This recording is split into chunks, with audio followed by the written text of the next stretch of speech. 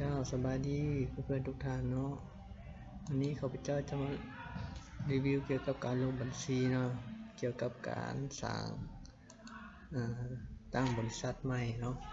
จะเพราะฉะนั้นเรามาเริ่มกันเลยจ้ะ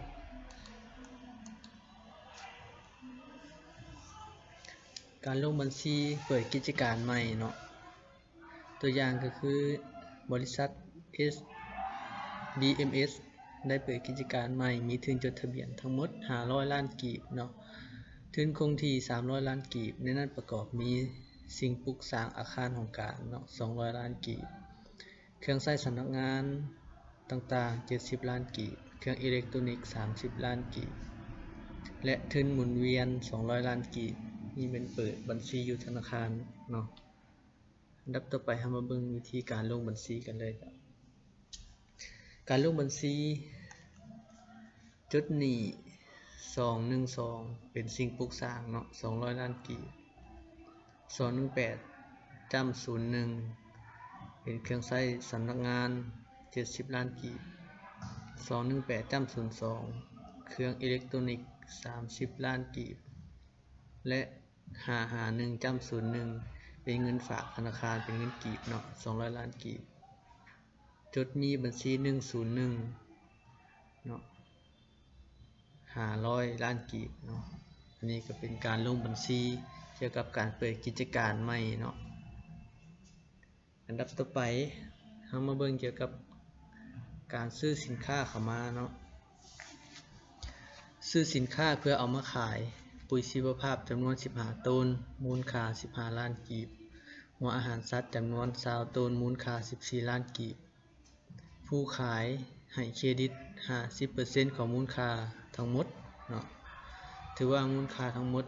ตกอยู่29 ล้านกีบแต่ว่าผู้สนองก็ให้ติดหนี้ครึ่งนึงเนาะส่วนที่เหลือ 50% แม่นโอนเข้าบัญชีเนาะพร้อมด้วยค่าขนส่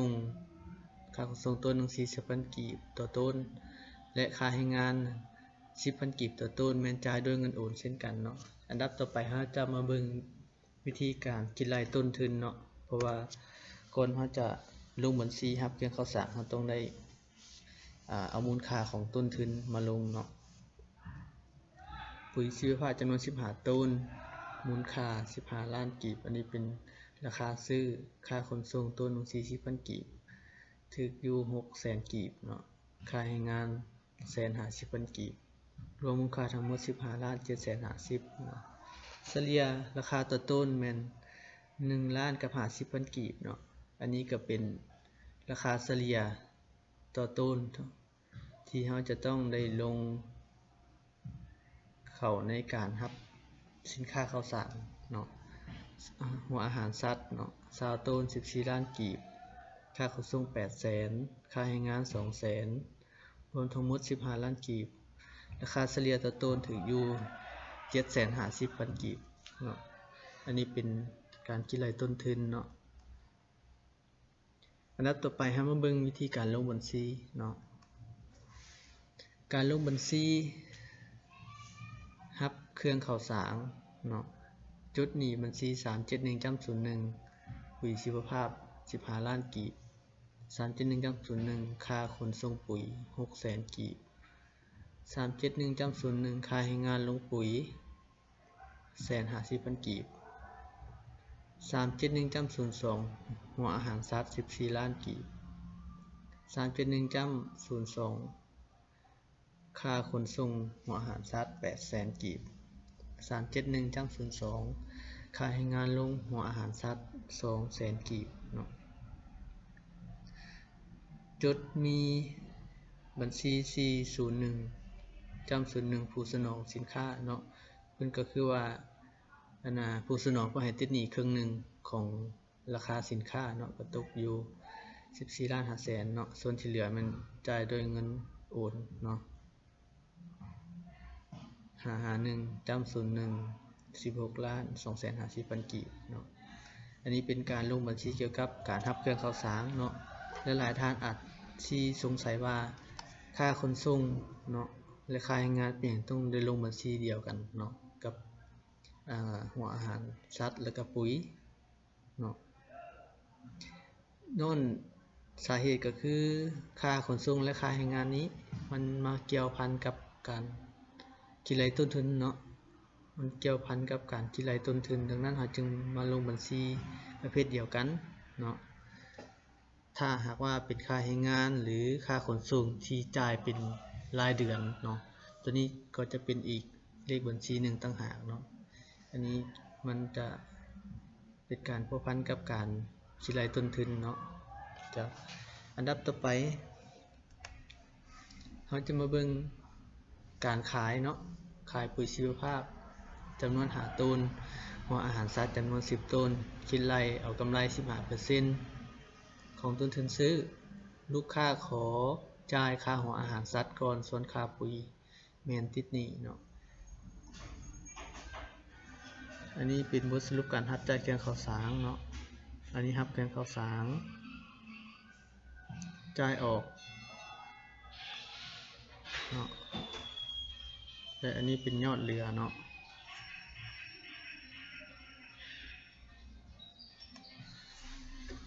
อันดับต่อไปเรามาเบิ่งการจ่าย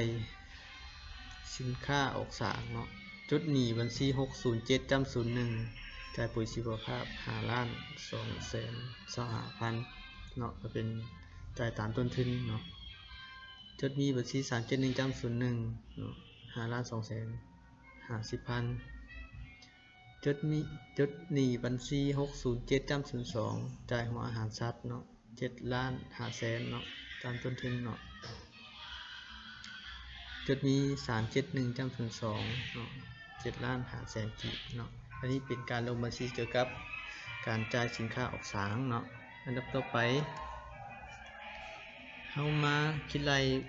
กำไรเนาะ 15% ของต้นทุนเนาะปุ๋ยชีวภาพต้นทุนซื้อก็คือต้น1ล้านกับ50,000หัวอาหารสัตว์750,000กีบคิดรายเอากำไร 50% เนาะขอโทษ 15% เนาะอันนี้เป็นราคาขายตัวต้นเนาะที่รวมกำไรแล้วในนั้นเพิ่นให้ขายออก5ต้นปุ๋ยชีวภาพและหัวอาหารสัตว์10ต้นเนาะเป็นมูลค่าอยู่ปุ๋ยชีวภาพนี่6ล้านกับ 37,500 เนาะและหัวอาหารสัตว์8ล้าน625,000 เนาะอันดับต่อไปเราจะมาเบิ่งวิธีการลงบัญชีเกี่ยวกับการขาย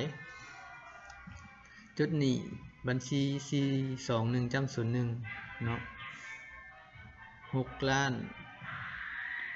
37,500ย้อนว่าปุ๋ยชีวภาพนี้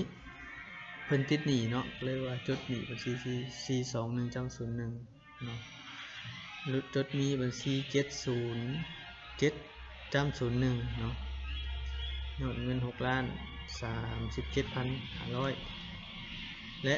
551จำ01เนาะ8ล้านอันนี้เป็นค่าหัวอาหารสัตว์เนาะ8,625,000จุดนี้บัญชี707จำ02 8,625,000เนาะอันนี้ก็ถือว่าสิ้นสุดเพียงเท่านี้เนาะในการเคลื่อนไหวเกี่ยวกับบัญชีนับตั้งแต่การเปิดกิจการใหม่การรับสินค้าเข้าสารรวมไปถึงการจ่ายออกสารและก่อขายเนาะอันดับต่อไปเนาะถ้าหากว่าคลิปนี้เป็นประโยชน์กับคนท่านต้องช่วยกดติดตามเนาะเพื่อจะเป็นกำลังใจให้แก่การสร้างคลิปในครั้งต่อไปเนาะจะขอจบเพียงเท่านี้เนาะ